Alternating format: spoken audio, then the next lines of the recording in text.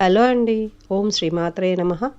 అందరూ ఎలా ఉన్నారు? అందరూ బాగుండాలి, హ్యాపీగా ఉండాలని మనస్ఫూర్తిగా కోరుకుంటున్నాను. ఈ వీడియోలో నేను నార్మల్‌గా ఉండే బొమ్మలను అందంగా ఎలా డెకరేట్ చేసుకోవచ్చో చూపిస్తాను. ఈ బుట్ట బొమ్మను చూడండి ఎంత అందంగా డెకరేట్ చేశారో. ఈ బొమ్మని ఎవరు డెకరేట్ చేశారో మీరు ఊహించగలరా? చెప్తే ఆశ్చర్యపోతారు. ఒక 75 ఏళ్ల ఆవిడ డెకరేట్ చేశారు. ఆవిడకి కళ్ళు కూడా సరిగ్గా కనిపించవండి. ఆవిడకి ఇలాంటి క్రియేటివ్ ఆర్ట్ వర్క్స్ అంటే చాలా ఇష్టం, ఇంట్రెస్ట్ కూడా. చూడండి, గొలుసుల్లో 2 టైప్స్ చేశారు, నెక్లెస్లో 2 టైప్స్ డిజైన్ చేశారు, అలాగే గాజుల్ని కూడా 2 టైప్స్ డిజైన్ చేశారు. కమ్మలు కూడా ఆవిడే స్వయంగా డిజైన్ చేశారండి. పూల జడ చూడండి ఎంత చక్కగా పూసలతో అల్లారో. పాపిడి పిల్లలు కూడా 2 రకాలుగా డిజైన్ చేశారు. ఇలాగే మనము చాలా రకాల బొమ్మలను డిజైన్ చేసుకోవచ్చు. పెళ్లి కూతురు బొమ్మ కానీ, మోడర్న్గా కానీ, మార్వడి స్టైల్లో కానీ, బెంగాలీ స్టైల్లో కానీ, తమిళియన్స్ మోడల్లో కానీ మనము డిజైన్ చేసుకోవచ్చు.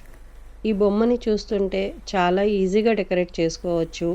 పూసలు, స్టోన్స్ తోటి డెకరేషన్ చేశారు అని అనిపిస్తుంది. కానీ కాదండి, చాలా కష్టం. మనకి ఎంతో కొంత క్రియేటివ్ మైండ్ ఉండాలి. ఫస్ట్ మనం డ్రెస్ సెలెక్ట్ చేసుకోవాలి, డ్రెస్కి తగ్గ జ్యువెలరీ డిజైన్ చేయాలి. చాలా ఓపిక, ఇంట్రెస్ట్, క్రియేటివ్ మైండ్ కావాలండి. ఇలా డిజైన్ చేసిన కొన్ని బొమ్మల ఫోటోలను యాడ్ చేశాను చూడండి. బొమ్మలన్నీ కూడా ఒక 75 ఏళ్ళ ఆవిడ డిజైన్ చేశారని చెప్పాను కదండి. ఆవిడెవరో కాదు, మా అత్తగారే. ఈ బొమ్మలన్నీ కూడా ఆవిడే డిజైన్ చేశారు. ఆవిడకి చాలా ఇంట్రెస్ట్. ప్రతి చిన్న విషయాన్ని మైండ్లో పెట్టుకొని గాజులతో సహా డ్రెస్కి తగ్గట్టు డిజైన్ చేస్తారు. ఆవిడ టాలెంట్ ఎంకరేజ్ చేయడం కోసం ఈ వీడియో చేశానండి. ఈ బొమ్మలు ఎలా డిజైన్ చేసుకోవాలి, దానికోసం కావాల్సిన మెటీరియల్ ఏంటి, ఈ ఇన్ఫర్మేషన్ అంతా చెప్పడానికి నేను ఇంకొక వీడియో చేస్తానండి.